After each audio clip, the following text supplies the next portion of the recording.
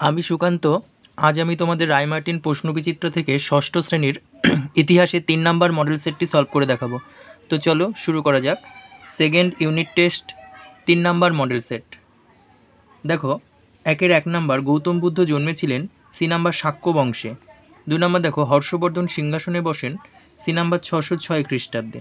3 number গোষ্ঠীর গবাদি পশু রাখার জায়গাকে বলা হয় এ নাম্বার গোত্র। 4 নাম্বার দেখো মহাজনপদগুলি গড়ে উঠেছিল বি নাম্বার খ্রিস্টপূর্ব 6ষ্ঠ শতকে। 5 নাম্বার দেখো পিটক কথার মানে হলো ঝুড়ি। 6 নাম্বার দেখো রুদ্রদমন ছিলেন শক শাসক। 6 নাম্বার দেখো গুরু কোনো ছাত্রকে শিষ্য বলে গ্রহণ করতেন যে অনুষ্ঠানের মধ্য দিয়ে, তা হলো উপনয়ন। আচ্ছা, 2-1 নাম্বার দেখো জাদু মন্ত্রের সংকলন কোন গ্রন্থে পাওয়া যায়? অথর্ববেদ। 2 নাম্বার দেখো ঋগ্বৈদিক যুগের প্রধান দেবতা কে ছিলেন? ইন্দ্র।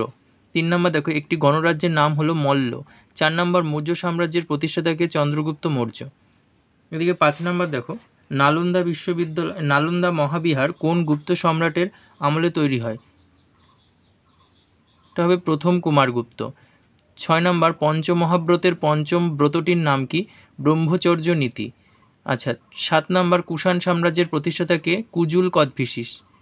আচ্ছা, তারপরে দেখো 3-1 স্নাতক কাদের বলা হতো? টি রায়মার্টিন সহায়িকা বইয়ের 71 পেজের 54 নাম্বার কোশ্চেন। তারপরে 2 নাম্বার দ্বাদশ অঙ্গ বলতে কি বোঝো? এটা 91 পেজের 25 নাম্বার কোশ্চেন। 3 নাম্বার মহাকাব্য কি? এটা 65 পেজে 19 নাম্বার কোশ্চেন। তারপরে দেখো 4 নাম্বার পুরুর রাজত্ব কোথায় ছিল?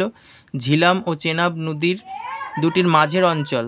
তারপরে দেখো তাকে কে বন্দি করেন? আলেকজান্ডার। 5 নাম্বার সমুদ্রগুপ্তের রাজ্য জয় সম্বন্ধে লেখো। এটা 113 পেজের 42 নাম্বার কোশ্চেন। 4-1 টিকা লেখো 10 রাজার যুদ্ধ 66 পেজের 21 নাম্বার কোশ্চেন।